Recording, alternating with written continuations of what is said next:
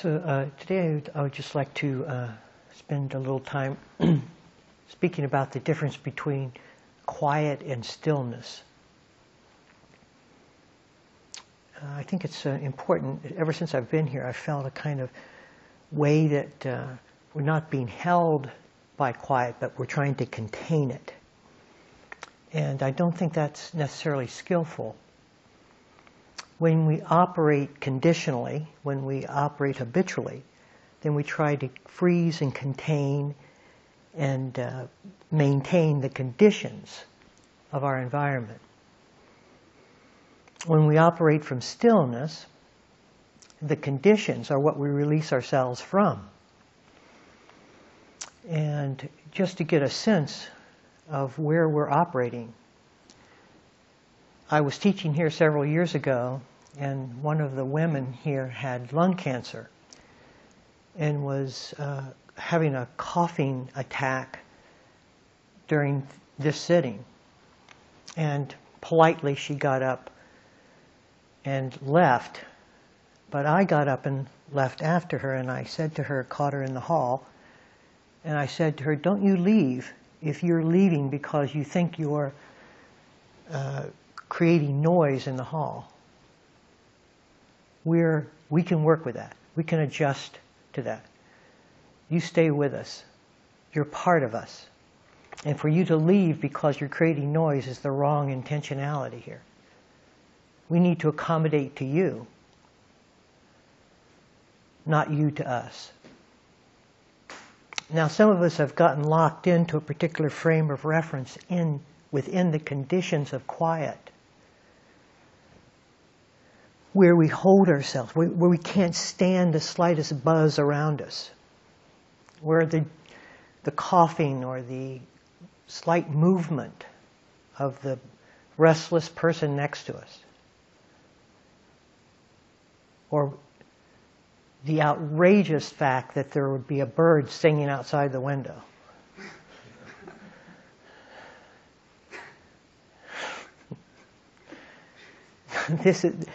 This is the path to end suffering.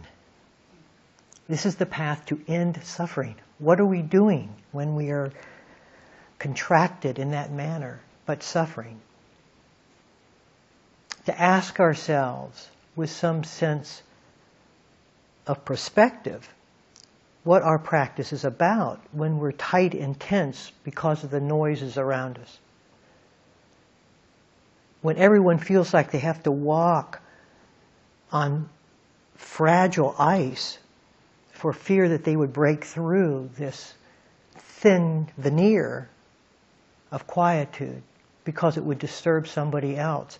When freedom is skating across the ocean of ice.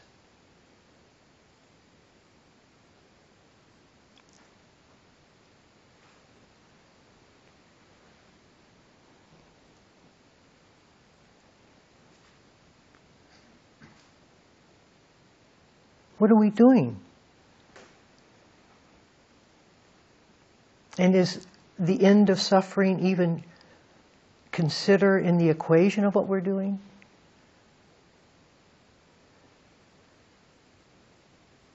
Does this need to be protected, this fragile sense of quiet?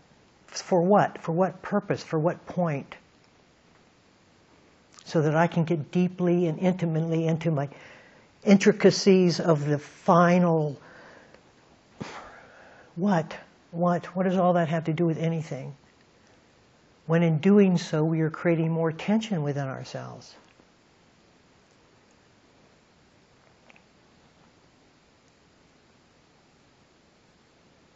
There is one message to what we're doing here, and that is the message of liberation.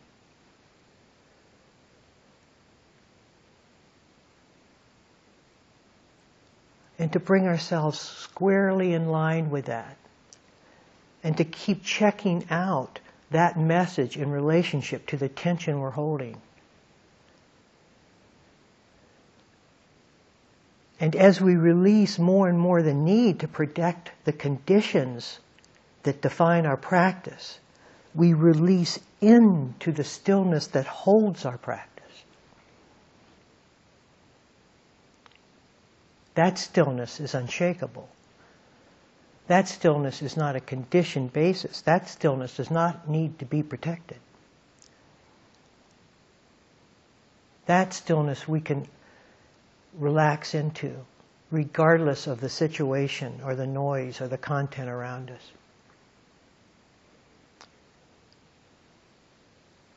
That stillness we take refuge in, not the quiet of a pretentious environment.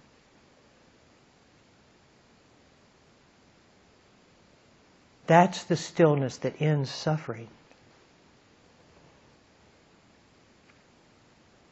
That's the stillness that the Buddha teaching is pointing towards.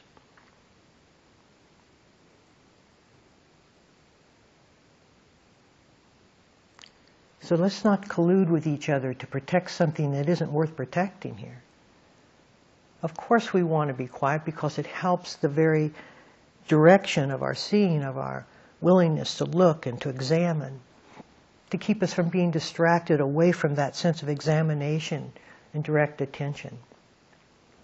But when the occasional noise does occur, to look and see what is happening within us, the tightness, the contraction, to see whether there is an annoyance with the noise, to see that there's some kind of irritation that's growing.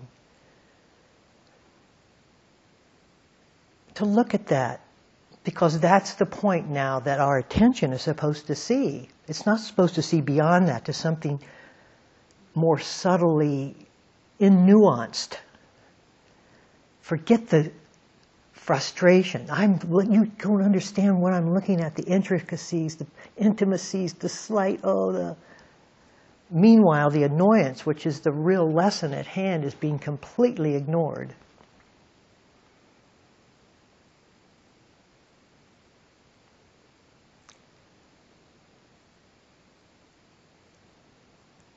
So we know our way. We know our way. We know where we're going here.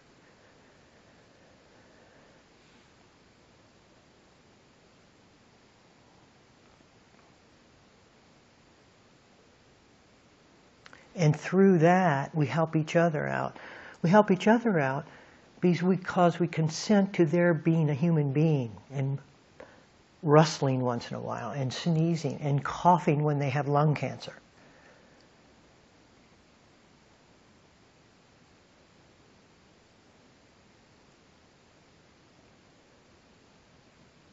And relaxing, which is what Sangha means.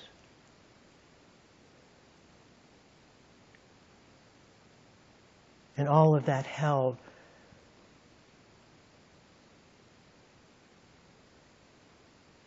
within the stillness that all of us seek deep in our hearts.